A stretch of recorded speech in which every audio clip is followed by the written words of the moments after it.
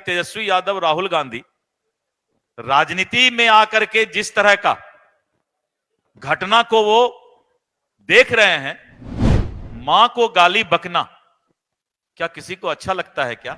आज बीजेपी के कार्यकर्ता को हम खुला छोड़ दें, 50-60 लाख हमारे तो प्राथमिक सदस्य हैं, 1 मिनट में हवा उतार देगा। अब फिर बोलिएगा कि कौन सा गाली बकेगा?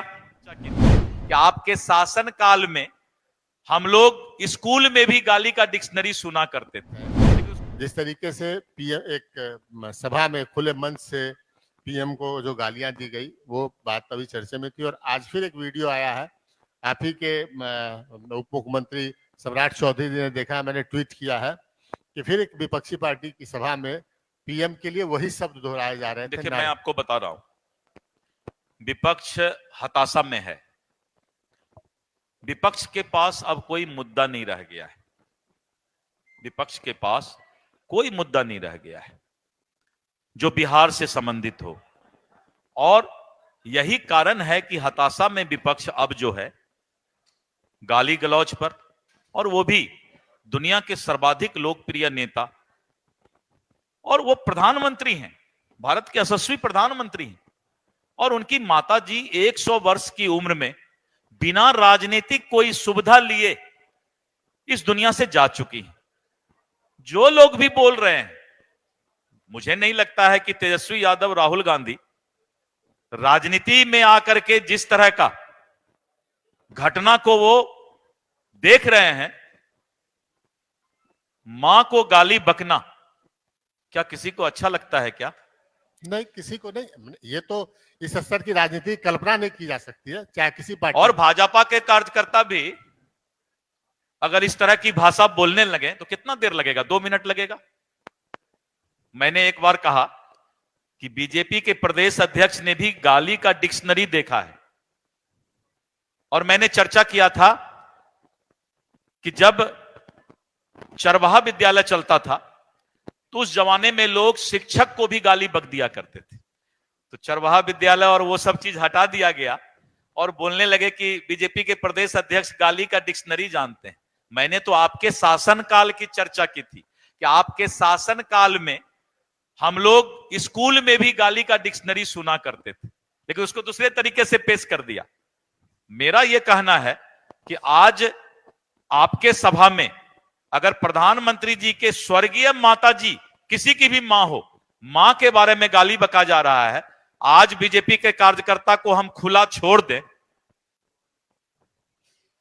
50-60 लाख हमारे तो प्राथमिक सदस्य हैं, 1 मिनट में हवा उतार देगा। अब फिर बोलिएगा कि कौन सा गाली बकेगा? हाँ, गाली तो कोई बक सकता है जी, गलत काम तो कोई कर सकता है, अच्छा काम करके दिखाओ ना। आज नीतीश कुमार जी और मोदी जी के शासनकाल में पूरा बिहार में विकास की रफ्तार पकड़ चुका है। इस पर क्यों नहीं चर्चा करते हो? मैंने चुनौती दिया बहुत बार कि चर्चा करो कि रोड की क्या स्थिति है, चर्चा करो कि कितने पुल गंगा पर बने हैं, कोसी पर बने हैं, चर्चा करो कि अस्पताल के बिल्डिंग बने हैं कि नहीं बने हैं। आप बोलते हैं अस्पताल में डॉक्टर नहीं है, आप बोलते थे कि अस्पताल में नर्स नहीं है। डॉक्टर और नर्स कहां से होगा? जब डॉक्टर और नर्स बनाओगे तब तो डॉक्टर और नर्स होगा। डॉक्टर और नर्स बनाने का उपाय किया ही नहीं था, इंजीनियर बनाने का उपाय किया ही नहीं था।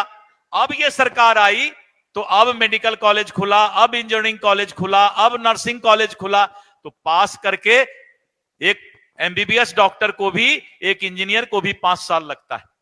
तो आपने पहले डॉक्टर ही नहीं पैदा किया, इंजीनियर ही नहीं पैदा किया, अब यह सरकार वो काम कर रही है। तो इस बात का जवाब है क्या आपके पास? पैनोरमा ग्रुप, जो सोचता है वो करता है। ये लो, मुंह मीठा करो, आज मैंने अपना जॉब छोड़ दिया, अब हम पूर्णिया वापस जाएंगे। जॉब छोड़ दिया है? मतलब ये घर कैसे चलेगा? हम करेंगे क्या? और माँ बाबूजी क्या बोलेंगे? इसलिए मैं एक और मिठाई का डब्बा लाया, अपने बिजनेस के लिए लोन अप्रूव हो गया।